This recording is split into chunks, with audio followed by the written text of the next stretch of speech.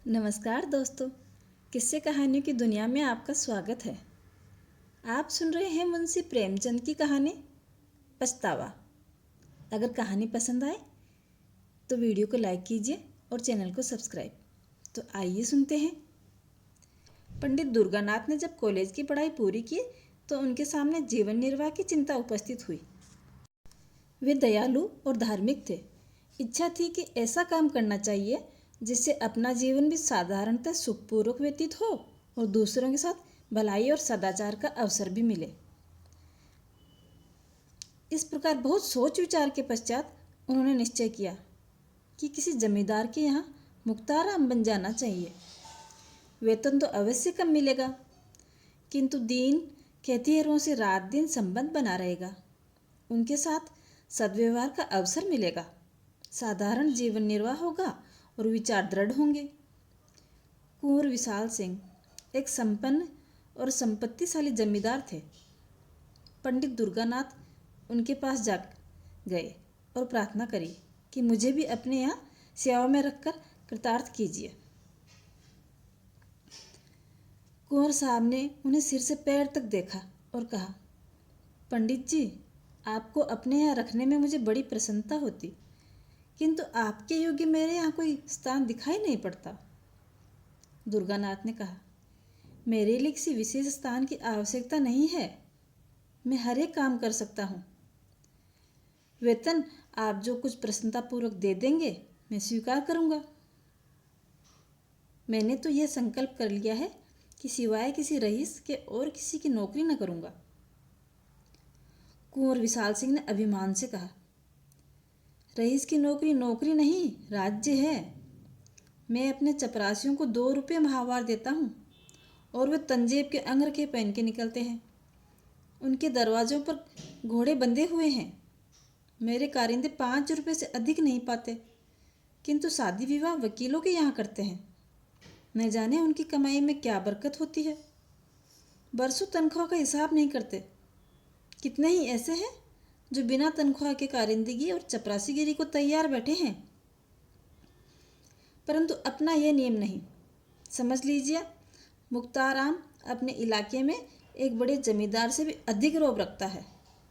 उसका ठाट बाट और उसकी हुकूमत छोटे छोटे राज्यों से कम नहीं। जिसे इस नौकरी का चस्का लग गया, उसके सामने तहसीलदारी झूठी है।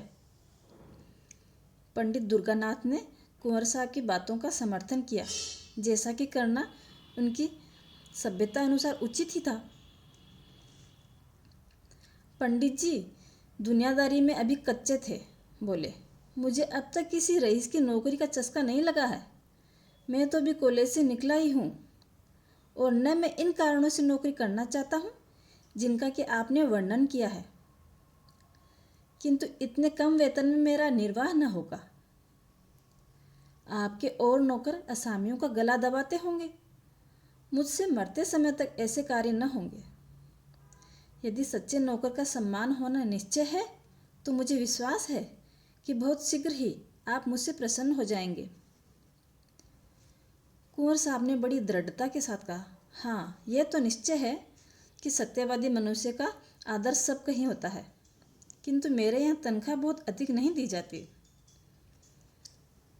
जमींदार के इस प्रतिष्ठा शून्य उत्तर को सुनकर पंडित जी कुछ खिन्न हृदय से बोले, तो फिर मैं मजबूर हूँ। मेरे द्वारा इस समय कुछ कष्ट आपको हुआ तो उसके लिए मैं माफ़ी चाहता हूँ, किंतु मैं आपसे कह सकता हूँ कि ईमानदार आदमी आपको सस्ता न मिलेगा। कुंवर साहब ने मन में सोचा, मेरे यहाँ सदा अदालत कचहरी लगी ही रहती है। सैकड़ों रुपए तो डिग्री और तजवीज़ों के लग जाते हैं। अंग्रेजी कागज़ों के अनुवाद में लग जाते हैं। एक अंग्रेजी का संपूर्ण पंडित सहज ही मिल रहा है। सो भी अधिक तनख्वाह नहीं चाहता। इसे रख लेना उचित ही है। अतः उन्होंने कहा, आप मेरे यहाँ प्रसन्नतापूर्वक रहिए। मैं आपको एक इलाके का अधिकारी बना दूंगा और आपका काम देखकर तरक्की भी कर दूंगा। दुर्गानाथ जी ने 20 रुपये मासिक पे रहना स्वीकार कर लिया। यहाँ से कोई 250 मील कई गांवों का एक इलाका चांदपार के नाम से विख्यात था। पंडित जी इसी इलाके के कारिंदे नियत हुए। पंडित दुर्गानाथ ने चांदपार के इलाके में पहुंच के अपने निवास स्थान को देखा तो उन्होंने कुंवर साहब के कथन को बिल्कुल सत्य पाया। यथार्थ में रियासत की नौकरी सुख संपत्ति का घर है, रहने के लिए सुंदर बंगला है जिसमें बहुमूल्य बिछौना बिछाया हुआ है, कई नौकर चाकर, कई चपरासी हैं, ठाट बाट के सारे सामान उपस्थित थे। किंतु इस प्रकार की सजावट और विलास की सामग्री देखकर उन्हें उतनी प्रसन्नता नहीं हुई, क्योंकि इसी सजे हुए बंगले के चारों ओर किसानों के झोंपड़े थे। फूस के घरों में मिट्टी के बर्तनों के सिवाय और कोई सामान न था। वहाँ के लोगों में वह बंगला कोर्ट के नाम से विख्यात था। लड़के उसे भय की दृष्टि से देखते थे। उसके चबूतरे पर पैर रखने का उन्हें साहस न पड़ता था। इस दीनता के बीच इतना बड़ा ऐश्वर्य युक्त दृश्य उनके लिए अत्यंत हृदय विदारक था। किसानों की ये दशा थी कि सामने आते हुए थरथर कांपते थे। चपरासी लोग उनसे ऐसा बर्ताव करते थे कि पशुओं के साथ भी न करते हों। पहले ही दिन कई सौ किसानों ने पंडित जी को अनेक प्रकार के पदार्थ भेंट करने के रूप में उपस्थित किए, किंतु जब वे सब लौटा दिए गए तो उन्हें बड़ा आश्चर्य हुआ। किसान प्रसन्न हुए, किंतु चपरासियों का रक्त उबलने लगा। नाई और कहार खिदमत को आए, किंतु लौटा दिए गए। अहीरों के घरों से दूध से भरे हुए मटके आए, वह भी वापस लौटा दिए। तमोली एक ढोली पान लाया, किंतु वह भी स्वीकार न हुआ। असामी आपस में कहने लगे, कोई धर्मात्मा पुरुष आया है। परंतु चपरासियों को तो ये नई बातें असह्य हो गई। उन्होंने कहा, हुजूर, अगर आपको ये चीज़ें पसंद न हो तो न लें, मगर रस्म को तो न मिटाएं। अगर कोई दूसरा आदमी यहाँ आएगा तो उसे नए सिरे से यह रस्म बांधने में कितनी दिक्कत आएगी। यह सब सुनकर पंडित जी ने केवल यही उत्तर दिया, जिसके सिर पड़ेगा वह भोगेगा, मुझे इसकी चिंता नहीं। एक चपरासी ने साहस बांध के कहा, इन असामियों को आप जितना गरीब समझते हैं उतने गरीब ये है नहीं। इनका ढंग ही ऐसा है, भेष बनाए रहते हैं। देखने में ऐसे सीधे साधे मानते हैं जैसे बेसिंग की गाय, लेकिन सच मानिए इनमें एक एक आदमी हाईकोर्ट का वकील है। चपरासियों के इस वाद विवाद का प्रभाव पंडित जी पर कुछ न हुआ। उन्होंने प्रत्येक गृहस्थ से दयालुता और भाईचारे का आचरण बनाए रखा। सवेरे से 8 बजे तक तो गरीबों को बिना दाम औषधियाँ दिया करते थे, फिर हिसाब किताब का काम देखते। उनके सदाचरण ने असामियों को मोह लिया था। माल गुजारी का रुपया जिनके लिए प्रतिवर्ष कुर्की और नीलामी की आवश्यकता होती थी, इस वर्ष एक इशारे में ही वसूल हो गया। किसानों ने अपने भाग सराए और वे मनाने लगे, हमारे सरकार की दिनों दिन बरकत हो। कुंवर विशाल सिंह अपनी प्रजा के पालन पोषण का बहुत ध्यान रखते थे। वे बीज के लिए अनाज देते, मजूरी और बैलों के लिए रुपए। फसल कटने पर 1 का 1.5 वसूल कर लेते। चांदपार के कितने ही असमी उनके ऋणी थे। चैत का महीना था, फसल कटकर खलियानों में आ रही थी। खलियान में से ही कुछ अनाज घर में आने लगा। इसी अवसर पर कुंवर साहब ने चांदपार के लोगों को बुलाया और कहा, हमारा अनाज और रुपया बेबाक कर दो। ये चैत का महीना है, जब तक कड़ाई न की जाए तुम लोग डकार नहीं लेते। इस तरह काम नहीं चलेगा। बूढ़े मल्लुका ने कहा, सरकार, भला असमी कहाँ भागे जाते हैं। कुछ अभी ले लीजिए, कुछ फिर ले लीजिए। हमारी गर्दन तो सरकार की मुट्ठी में ही है। कुंवर साहब, आज कोड़ी कोड़ी चुकाकर यहाँ से उठ पाओगे? तुम लोग हमेशा इसी तरह हिला हवाला किया करते हो और बस निकलते हो। मल्लुका, हमारा पेट है, सरकार की रोटियां हैं, हमको और क्या चाहिए। जो कुछ उपज है वह सब सरकार ही की है। कुंवर साहब ने मल्लुका की ये वाचालता सही नहीं गई। उन्हें इस पे क्रोध आ गया। राजा रईस ठहरे। ऐसी बातें उनसे बर्दाश्त न होती कि कोई सामने उनसे उनकी बातों का जवाब दे। उन्होंने इस बात पे बहुत खरी खोटी सुनाई। कहा, कोई जरा इस बुढ़े का कान तो गर्म करो, ये बहुत बड़ की बातें करता है।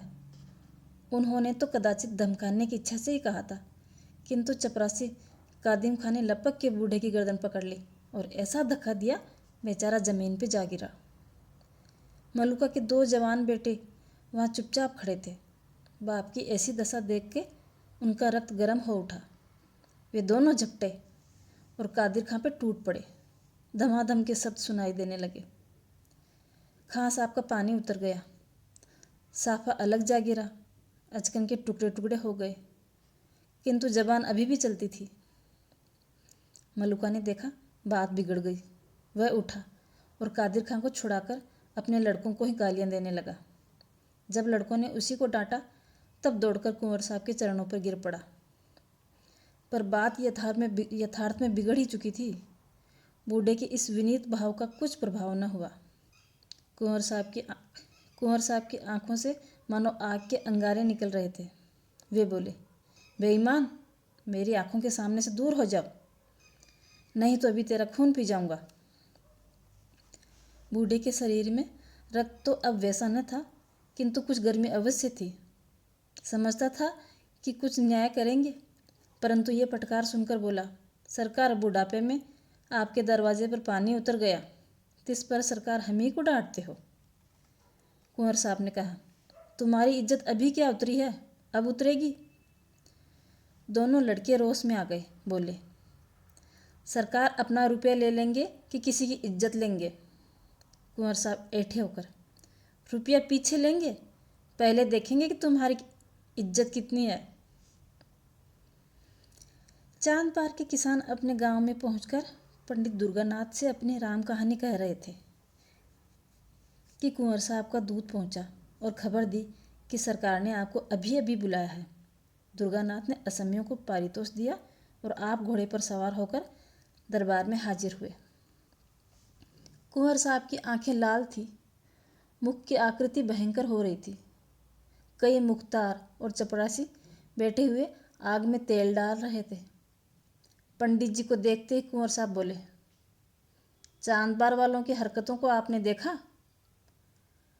पंडित जी ने नम्र भाव से कहा, जी हाँ, सुनकर बहुत शौक हुआ। वे तो ऐसे न थे। कुंवर साहब, ये सब आप ही के आगमन पे हुआ है। आप अभी स्कूल के लड़के हो, आप क्या जानो संसार में कैसे कैसे लोग रहते हैं। यदि आपका बर्ताव असमियों के साथ ऐसा ही रहा तो फिर वे जमींदारी नहीं चुकाएंगे। यह सब आप ही की करनी है। मैंने इसी दरवाजे पर असमियों को बांध बांध कर उल्टा लटकाया है और किसी ने चूं तक न कहा। आज उनका यह साहस कि मेरे ही आदमी पे हाथ चलाएं। दुर्गानाथ कुछ दबते हुए, महाशय, इसमें मेरा क्या अपराध है? मैंने तो जब ये सुना तभी से सोच रहा हूँ कि ऐसा कैसे हो सकता है। कुंवर साहब, आपका अपराध नहीं तो और किसका है? आप ही ने तो इनको सिर पे चढ़ाया है, बेगार बंद कर दी। आप ही उनके साथ भाईचारे का बर्ताव करते हो, उनके साथ हंसी मजाक करते हो। ये छोटे आदमी इस बर्ताव की कदर नहीं जानते। किताबी बातें स्कूल ही के लिए हैं, दुनिया के व्यवहार का कानून दूसरा है। अच्छा, जो हुआ सो हुआ। अब मैं चाहता हूँ इन बदमाशों को इसका मज़ा चखाया जाए। असमियों को आपने मालगुजारी की रसीदें तो नहीं दी ना? दुर्गानाथ कुछ डरते हुए, जी नहीं, रसीदें तैयार हैं, लेकिन आपके हस्ताक्षर बाकी थे, इसीलिए नहीं दी। कुंवर साहब कुछ संतुष्ट होकर, यह बहुत अच्छा हुआ, शकुन अच्छे हैं। अब आप इन रसीदों को चिराग की हवाले कीजिए। इन लोगों पर बकाया लगाने की नालिश की जाएगी। फसल नीलाम कर दूंगा, जब भूखे मरेंगे तब सूझेगी। जो रुपये अब तक वसूल हो चुका है वह बीज और ऋण के खाते में चढ़ा लिया जाएगा। आपको केवल यह गवाही देनी होगी कि यह रुपया मालगुजारी के मद में नहीं, कर्ज में वसूल किया हुआ है। बस इतना ही कहना है। दुर्गानाथ चिंतित हो गए। सोचने लगे, क्या यहाँ भी उसी आपत्ति का सामना करना पड़ेगा जिससे बचने के लिए इतने सोच विचार के बाद ये शांति कुटीर को ग्रहण किया था? क्या जानबूझकर इन गरीबों की गर्दन पर छुरी फेरूं, इसलिए कि मेरी नौकरी बनी रहे? नहीं, मुझसे यह न होगा। बोले, क्या मेरी शहादत बिना काम न चलेगा? कुंवर साहब क्रोध में, क्या इतना कहने में आपको कोई उज्र है? दुर्गानाथ दुविधा में पड़े हुए, जी, यूँ तो मैं आपका नमक खाता हूँ। आपकी प्रत्येक आज्ञा का पालन करना उचित है, किंतु न्यायालय में मैंने गवाही नहीं दी। संभव है यह कार्य मुझसे न हो सके, अतः मुझे तो क्षमा ही कीजिएगा।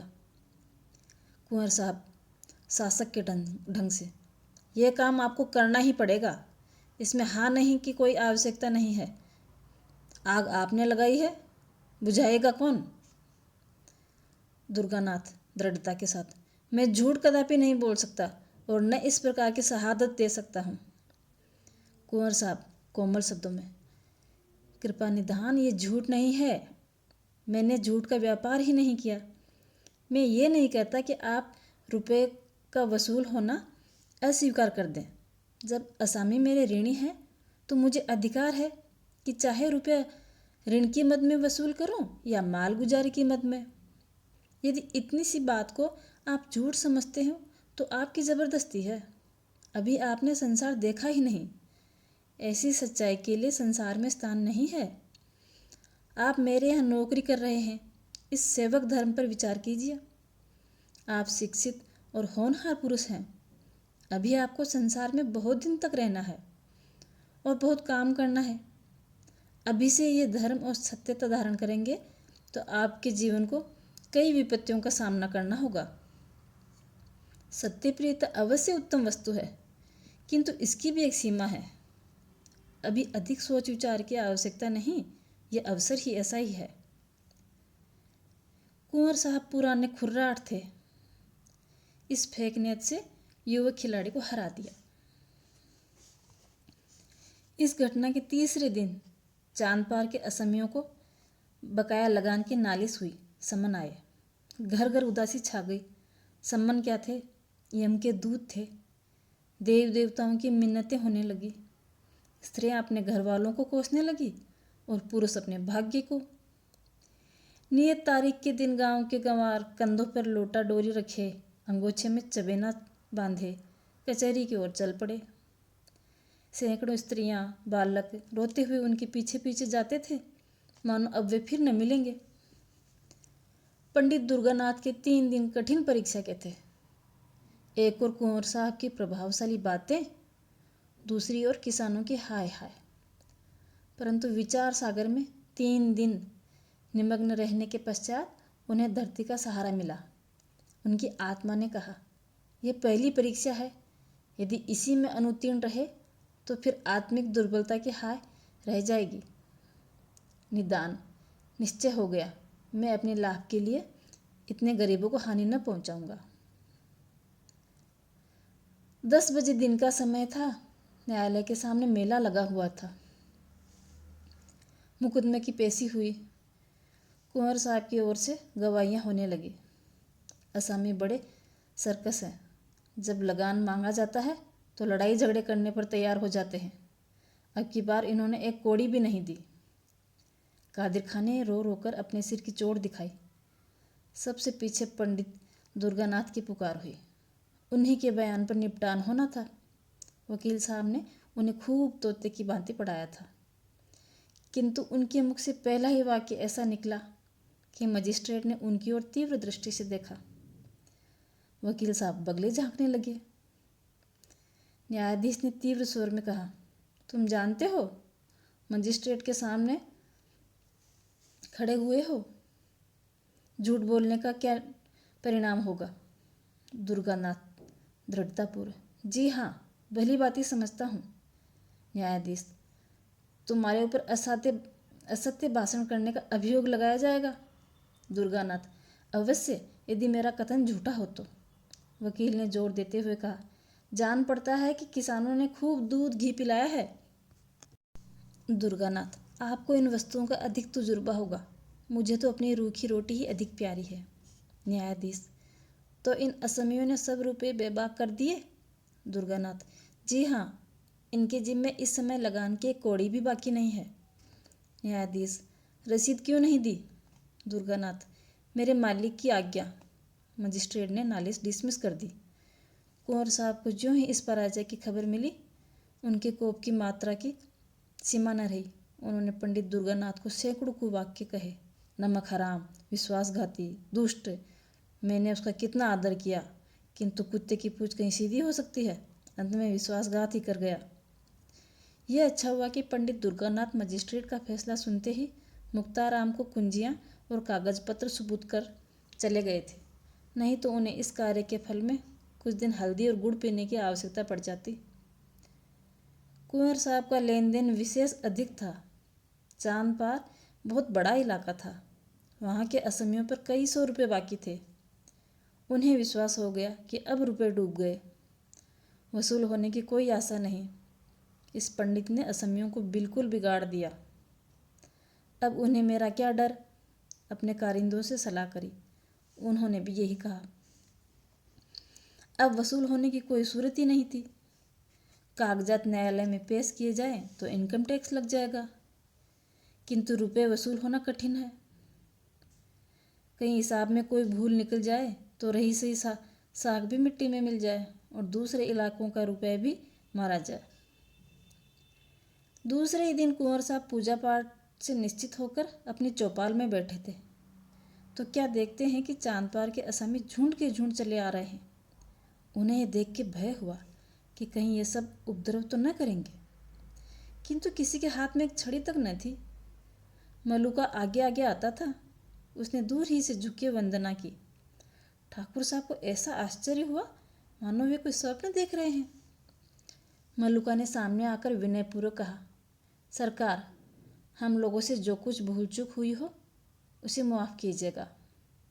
हम लोग सब हुजूर के चाकर हैं। सरकार ने हमको पाला पोसा है, अब भी हमारे ऊपर यही निगाह रखेंगे। कुंवर साहब का उत्साह बढ़ा। समझे कि पंडित के चले जाने से इन सब के होश ठिकाने आ गए। आज किसका सहारा लेंगे? उसी खुर्राट ने इन सबको बहकाया था। कुछ सोचकर कुंवर साहब कड़क कर बोले, वे तुम्हारे सहायक पंडित कहाँ गए? वे आज जाते तो जरा उनकी खबर ले ली जाती। यह सुनकर मलुका की आंखों में आंसू भर आए। वह बोला, सरकार, उनको कुछ न कहिए। वे आदमी नहीं देवता थे। जवानी की सौगंध है जो उन्होंने आपकी कोई निंदा की हो। वे बेचारे तो हम लोगों को बार बार समझाते थे कि देखो, मालिक से बिगाड़ना अच्छी बात नहीं है। हमसे कभी एक लोटा पानी भी न लिया। चलते चलते हमें कह गए कि मालिक का जो कुछ तुम्हारे जिम्मे निकला चुका देना। आप हमारे मालिक हैं। हमने आपका बहुत खाया पिया है। अब हमारी यही विनती है सरकार से, हमारा हिसाब किताब देखकर जो कुछ हमारे ऊपर निकले बता दें। हम एक एक कौड़ी चुका देंगे, तभी पानी पिएंगे। कुंवर साहब प्रसन्न हो गए। इन्हीं रुपयों के लिए कई बार खेत कटवाने पड़े थे, कितनी बार घरों में आग लगवाई थी, अनेक बार मारपीट की थी, कैसे कैसे दंड दिए थे। आज ये सब आपसे आप सारा हिसाब साफ करने को तैयार हो गए। क्या जादू हो गया? मुख्ताराम साहब ने कागज़ खोले और असमियों ने अपनी अपनी पोट लिया। जिसके जिम्मे जितना निकला वे कान पूछ हिलाए बिना, कोई उपद्रव करे बिना अपना रुपया सामने रखते गए। देखते ही देखते रुपयों का ढेर लग गया। 600 रुपये बात ही बात में वसूल हो गए। किसी के जिम्मे कुछ बाकी न रहा। यह सत्यता और न्याय की विजय थी। कठोरता और निर्दयता से जो काम कभी न हुआ, वह धर्म और न्याय से बड़ी आसानी से हो गया। जब ये लोग मुकदमा जीत आए, तभी से उनको रुपये चुकाने की धुन सवार थी। पंडित जी को यथार्थ में देवता समझते थे। किसी ने बैल, किसी ने गहने गिरवी रखे, ये सब कुछ सहन किया, परंतु पंडित जी की बात न टाली। कुंवर साहब के मन में पंडित जी के प्रति जो बुरे विचार थे, सब मिट गए। उन्होंने सदा कठोरता से काम लेना सीखा था। उन्हीं नियमों पर चलते न्याय तथा सत्यता पर उनका विश्वास न था, किंतु आज उन्हें प्रत्यक्ष दिखाई पड़ता था सत्य और कोमलता में बड़ी शक्ति है। ये असमय मेरे हाथ से निकल ही गए थे, मैं इनका क्या बिगाड़ देता। अवश्य वह पंडित सच्चा और धर्मात्मा पुरुष था। पंडित में दूरदर्शिता ना हो, काल का ज्ञान न हो, किंतु इसमें संदेह नहीं कि वह सच्चा पुरुष था। कई वर्ष व्यतीत हो गए। कुंवर साहब का कारोबार बहुत ही अच्छा चल रहा था। कुंवर साहब को 3 पुत्रियां थीं। तीनों का विवाह अच्छे घर में कर दिया गया था। खूब धूमधाम से विवाह के बाद भी उनकी संपत्ति का कोई ठिकाना न था। अभी भी उनका कारोबार खूब फलता फूलता था। परमात्मा की कृपा हुई और साधु संतों के आशीर्वाद हुआ कि बुढ़ापे में अब उनको एक लड़का पैदा हुआ था। जीवन की आशाएं सफल हुई थी, पर दुर्भाग्यवश पुत्र के जन्म से ही कुंवर साहब शारीरिक व्याधियों से ग्रस्त हो गए थे। सदा वैद्य और डॉक्टरों का तांता लगा ही रहता था, लेकिन दवाओं का उल्टा प्रभाव पड़ता था। ज्यों त्यों करके उन्होंने 2.5 वर्ष निकाल दिए। अंत में उनकी शक्तियों ने जवाब दे दिया। उन्हें मालूम हो गया अब संसार से नाता टूटने वाला है।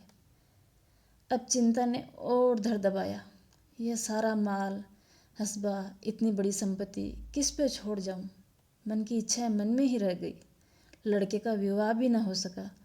उसकी तोतली बातें सुनने का भी सौभाग्य न रहा। हाय, अब इस कलेजे के टुकड़े को किसे सौंपूं जो इसे अपना पुत्र समझे। लड़के की माँ स्त्री जाति न कुछ जाने न समझे, उससे कारोबार संभलना कठिन है। एक भी ऐसा पुरुष नहीं जिस पे भरोसा और विश्वास किया जा सके। कोई इधर दबाएगा, कोई उधर दबाएगा। अनाथ बालक को कौन पूछेगा। हाय, मैंने आदमी नहीं पहचाना। मुझे हीरा मिल गया था, मैंने उसे ठुकरा दिया। मैंने उसे ठीकरा समझा। कैसा सच्चा, कैसा वीर, दृढ़ प्रतिज्ञ पुरुष था। यदि वह कहीं मिल जाए तो इस अनाथ बालक के दिन फिर जाए। उसके हृदय में करुणा है, दया है। वह अनाथ बालक पर तरस खाएगा। ठाकुर साहब की दशा दिन ब दिन बिगड़ती गई। अब अंतकाल आ पहुंचा। उन्हें पंडित दुर्गानाथ की रट लगाई हुई थी। बच्चे का मुंह देखते और कलेजे से एक ही आह निकलती। कुंवर साहब बार बार पछताते और हाथ मलते। हाय, उस देवता को कहाँ पाऊँ जो कोई उसके दर्शन करा दे, आधी जायदाद उस पर न्यौछावर कर दूँ। प्यारे पंडित जी, मेरा अपराध क्षमा करो। मैं अंधा था, अज्ञानी था। अब मेरी बाह पकड़ो, मुझे डूबने से बचाओ। इस अनाथ बालक पे तरस खाओ। हितार्थी और संबंधियों का समूह सामने खड़ा था। कुंवर साहब ने अधखुली आंखों से उनकी ओर देखा। सोचा, हितैषी कहाँ दिखाई पड़ते हैं। सब के सब चेहरे स्वार्थ की झलक वाले हैं। कुंवर साहब ने निराशा में आंखें मूंद ली। उनकी स्त्री फूट फूट के रो रही थी। वह रोती हुई पास आके बोली, प्राणनाथ, मुझे और इस असहाय बालक को किस पे छोड़े जाते हो। कुंवर साहब ने धीरे से कहा, पंडित दुर्गानाथ पर, वे जल्दी आएंगे। उनसे कह देना मैंने सब कुछ उनको भेंट कर दिया है। यह अंतिम वसीयत है। धन्यवाद।